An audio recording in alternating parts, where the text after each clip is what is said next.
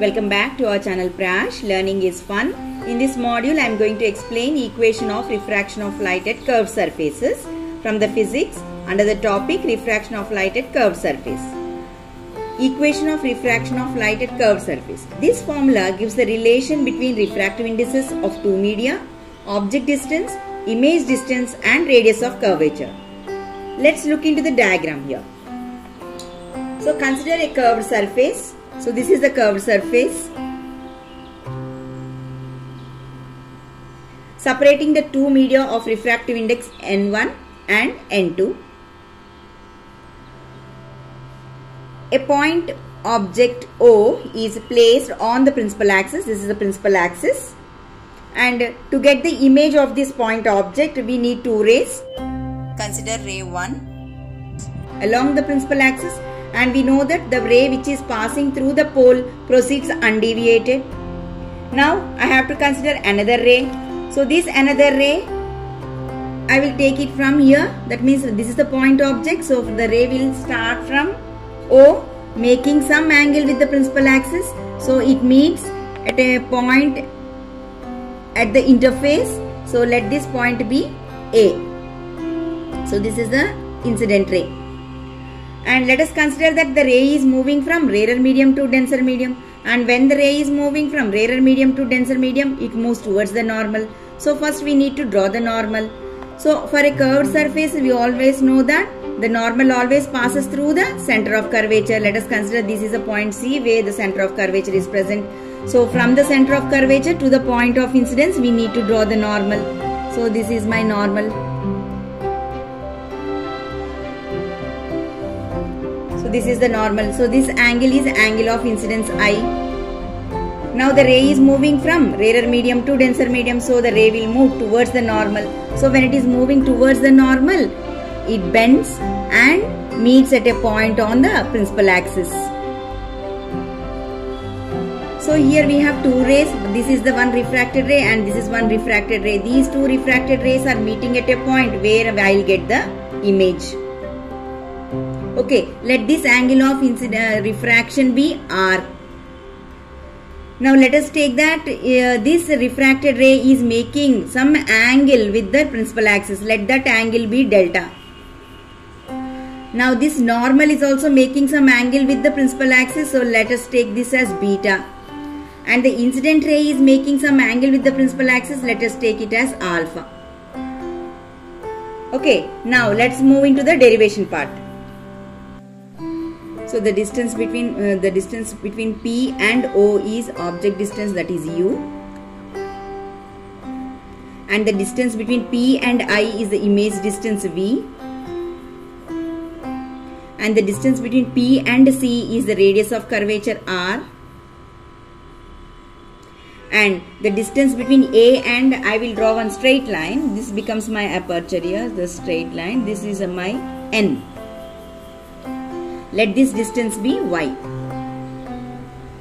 Now moving to the derivation part. Now here consider the triangle AOC.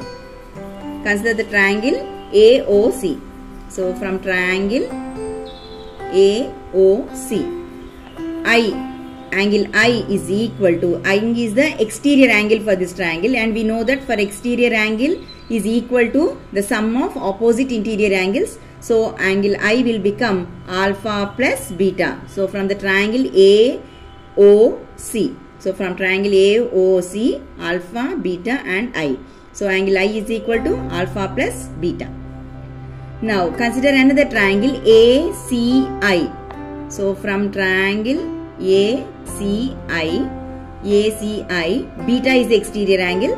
So beta is equal to sum of opposite interior angles, that is R plus delta.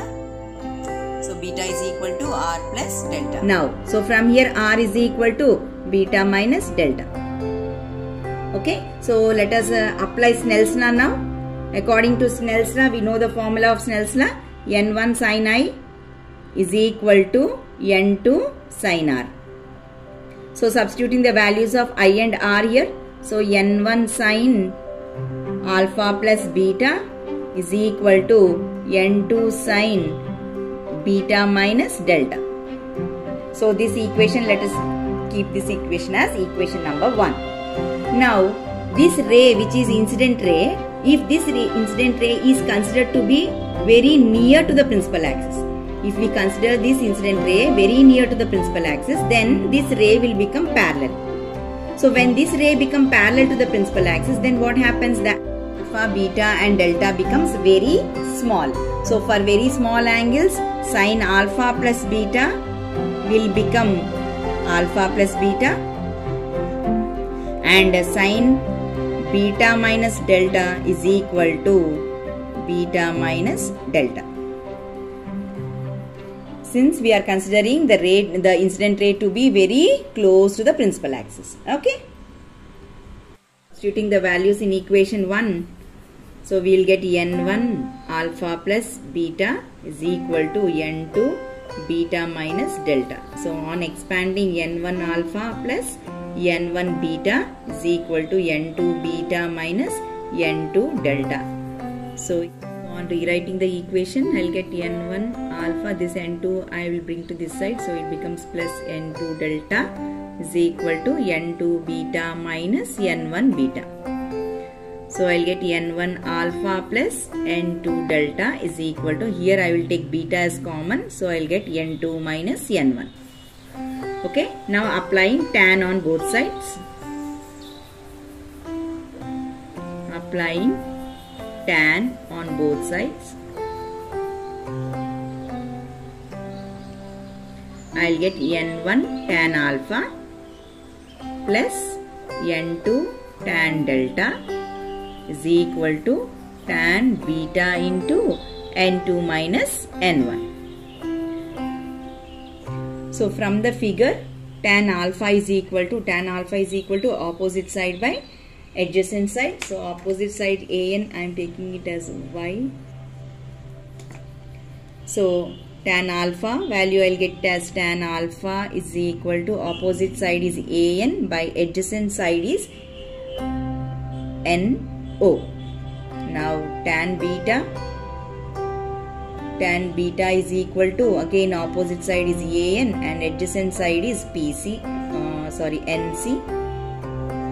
Next tan delta is equal to an by opposite side by adjacent side is pi, that is ni.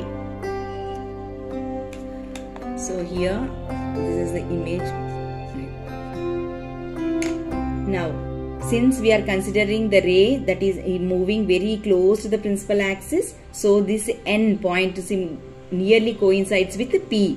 So I will rewrite these angles as tan alpha is equal to, so on, nc and ni will be replaced by pi,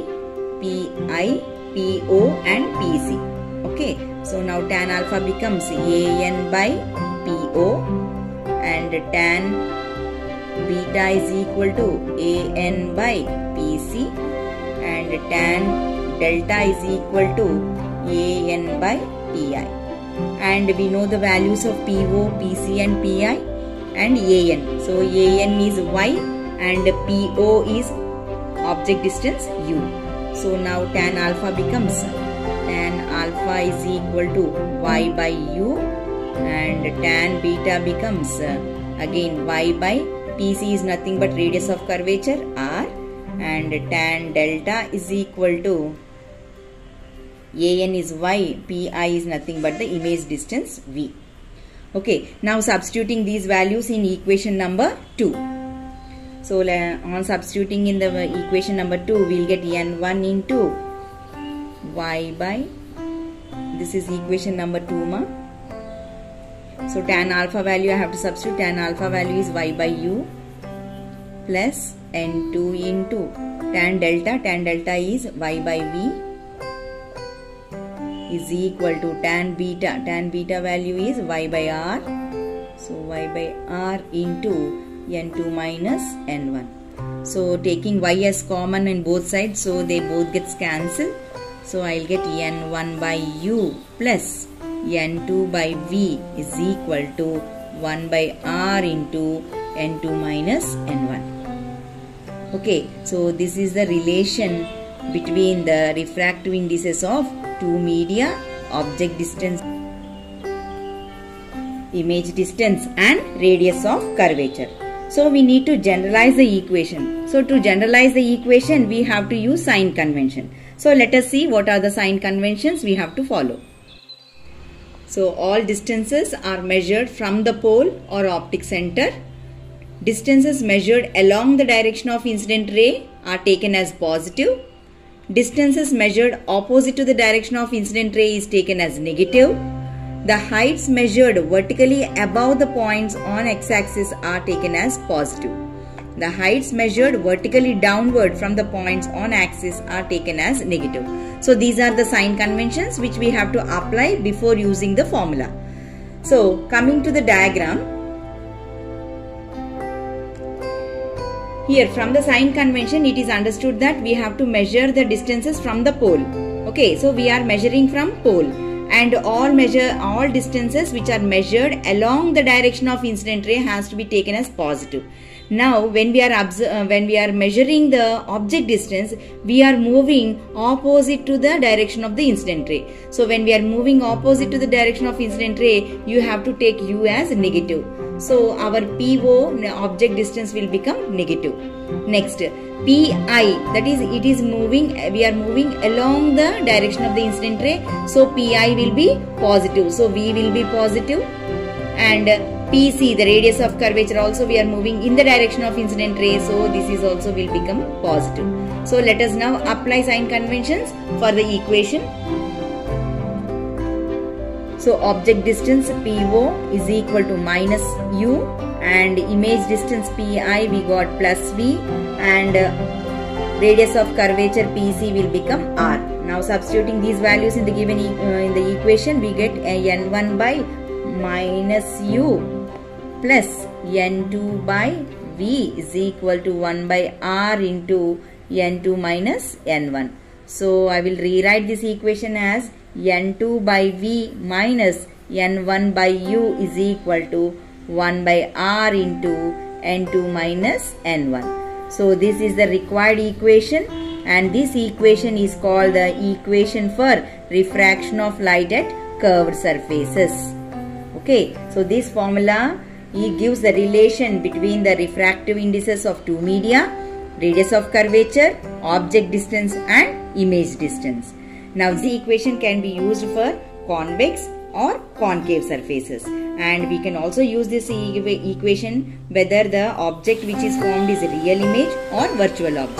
That means for this formula we can use for concave, convex, a real image or virtual image. But when the object is in rarer medium, we will get this equation.